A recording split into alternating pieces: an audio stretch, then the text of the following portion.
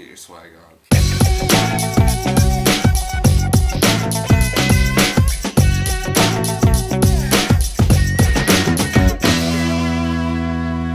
Hey, what's up everybody, and welcome to another super edition of On the Couch Talking Sports. As always, I'm Robbie, this is Kyle. Kyle, how are you?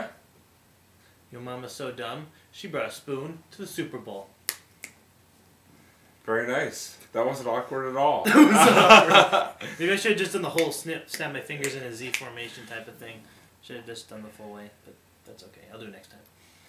But, so in case you didn't get either of those references that we just did, tonight is our official On the Couch Talking Sports Super Bowl preview. That's right, yeah. The Super Bowl coming a week from this coming Sunday, February 1st in Glendale, Arizona. And in case you didn't know, and you probably figured out by the fact that we're both wearing Patriots apparel, our New England Patriots are in the Super Bowl for the first time since 2012 after a 45-7 stomping of the Indianapolis Colts. Yep. On this past Sunday. We're going to get into that in a moment. They will be taking on the Seattle Seahawks in Super Bowl 49. Kyle, I don't know about you, but I'm very excited for this. Honestly, just because I like the Seahawks a lot, and I might have said in a past episode, actually, did I mention anything about I don't think Seahawks? you did.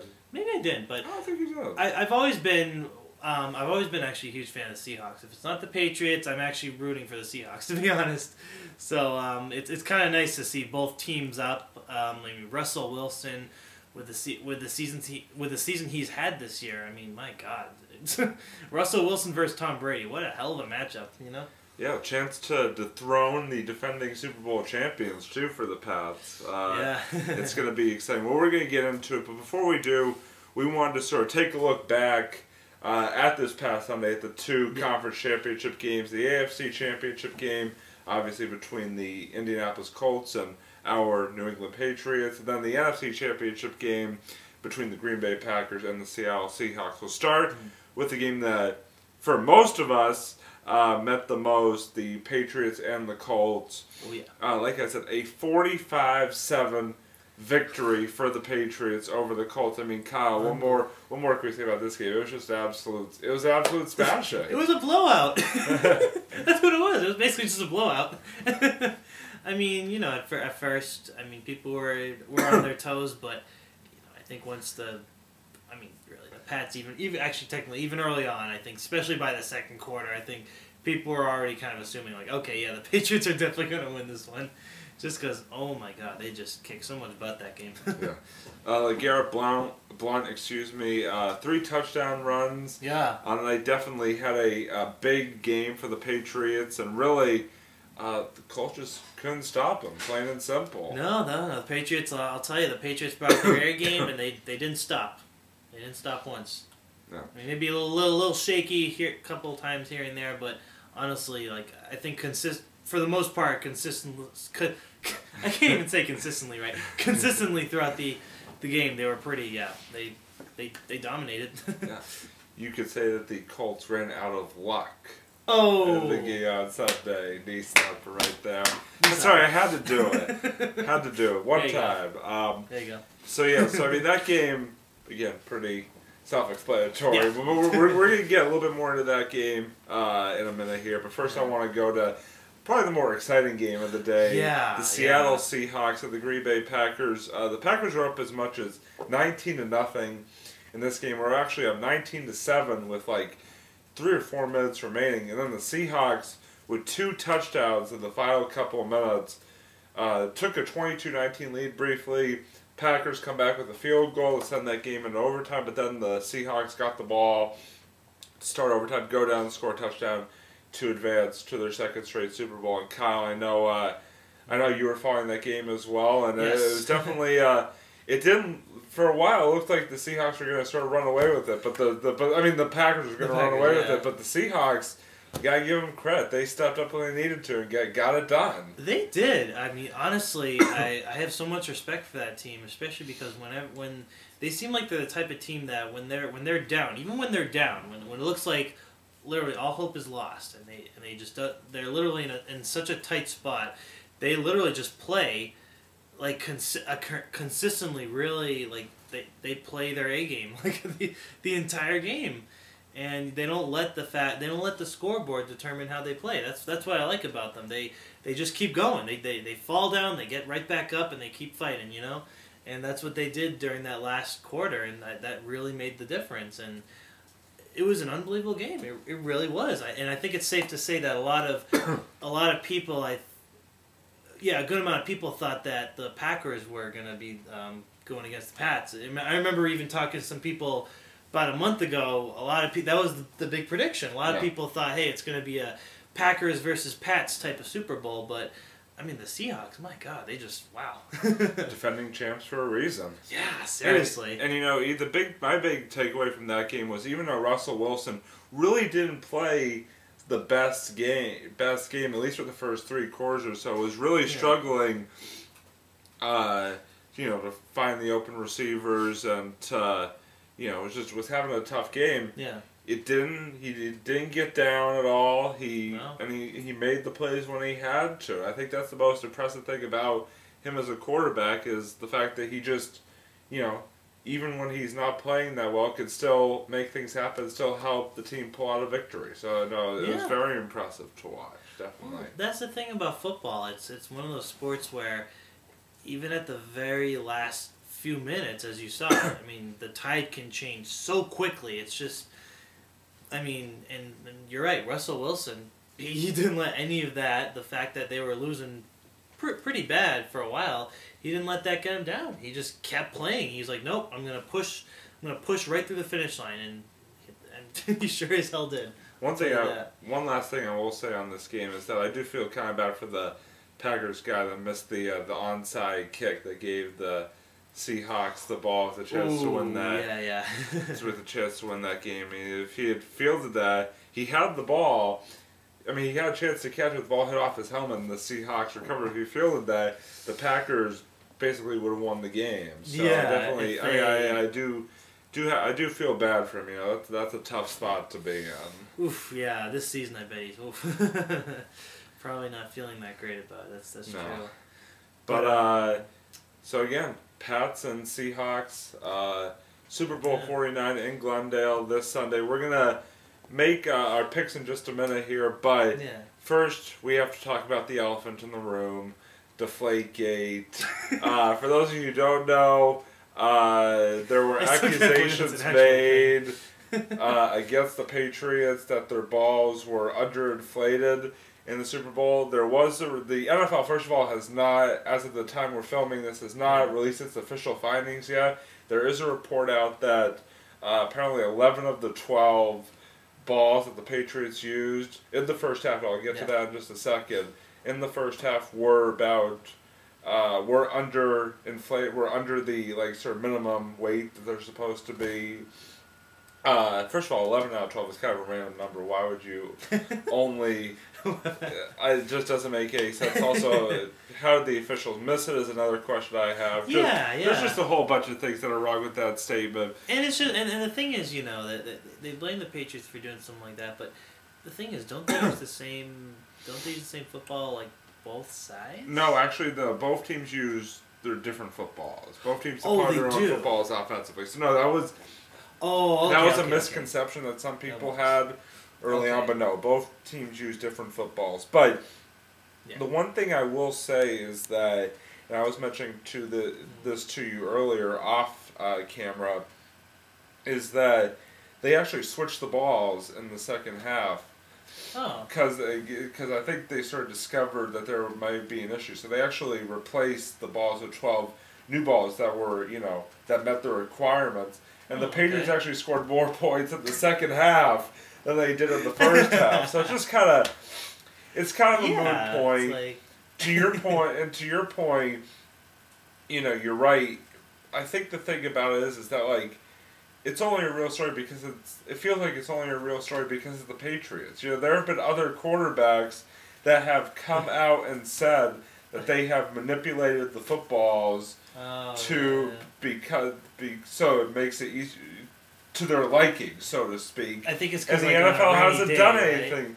And the NFL hasn't done anything about it. Yeah, and also wet weather conditions. Yeah, that's a really good point. That's what they do because I think, if they were to do it for whatever reason, then it would most likely be because it was so rainy that day, and it's hard to throw it and catch it, so they deflate it so they can have an eat. But I just don't think that. I mean, I'll say this: if it turns out that they did it and the coaches knew about it and whatnot, I mean, obviously I don't condone it. I think it's wrong to try and cheat, so to speak.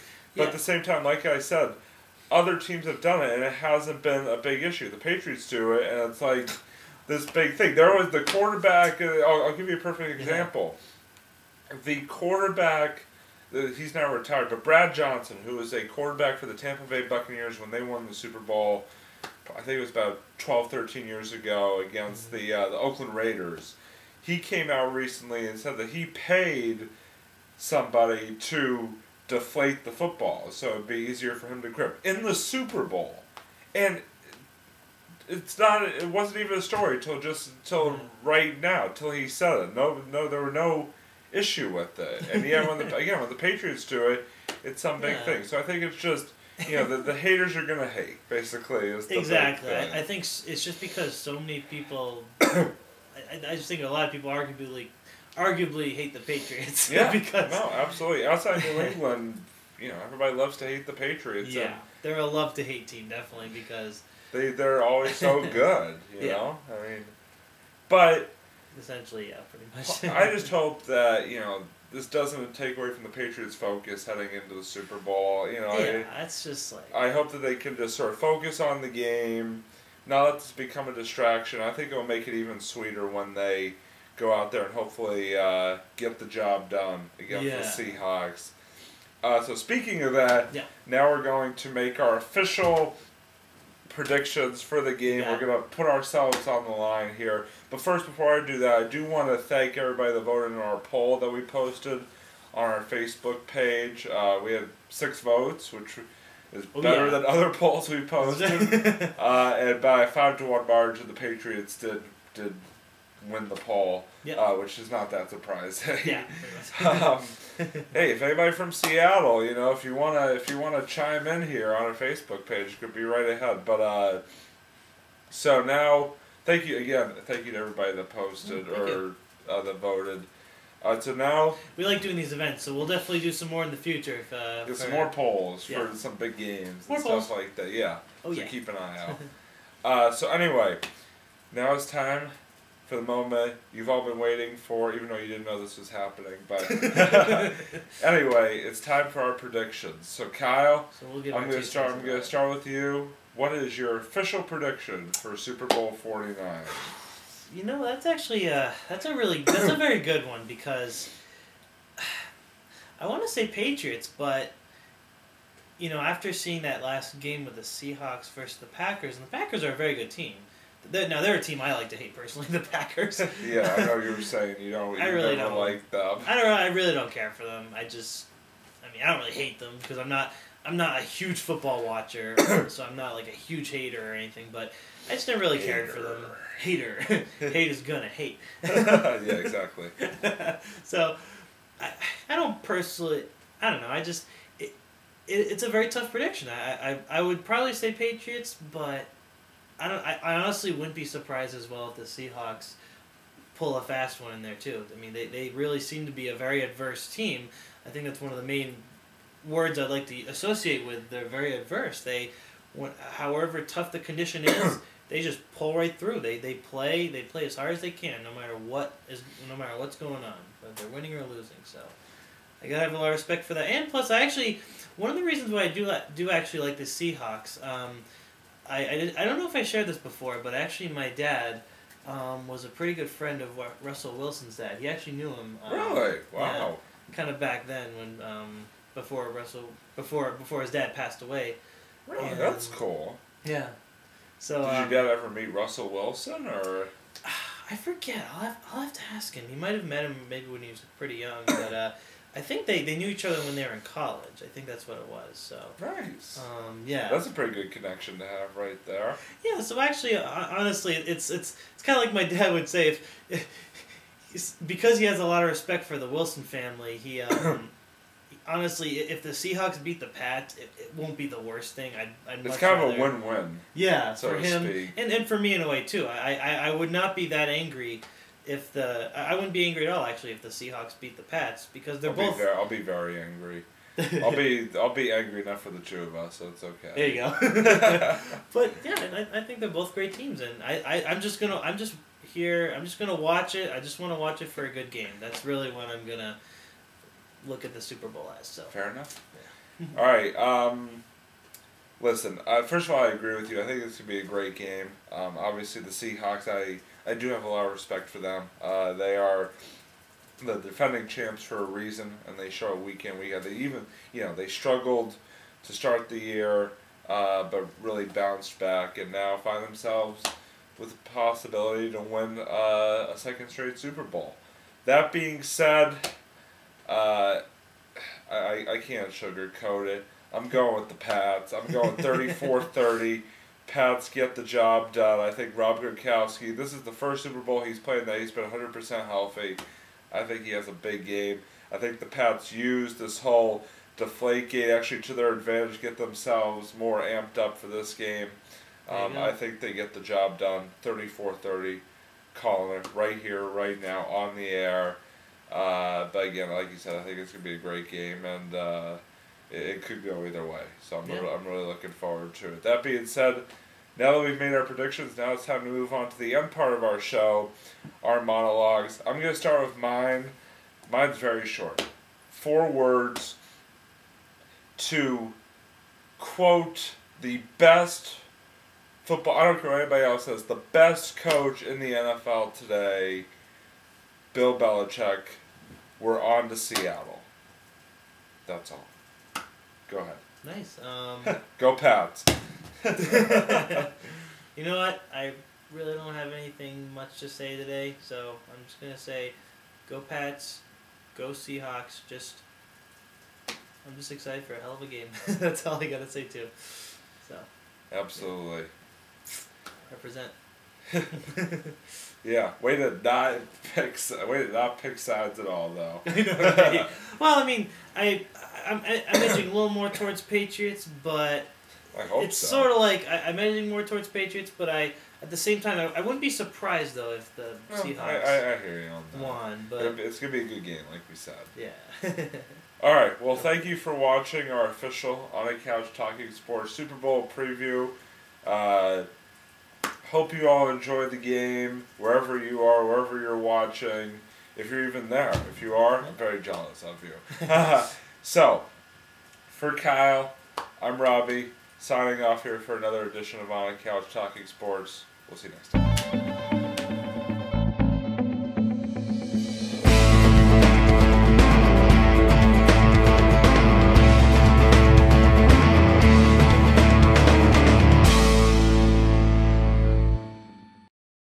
So, in case that those references didn't give it away at all, this is the official On a Couch Talking Sports Super Bowl preview show. Darn it! I lost my train of thought.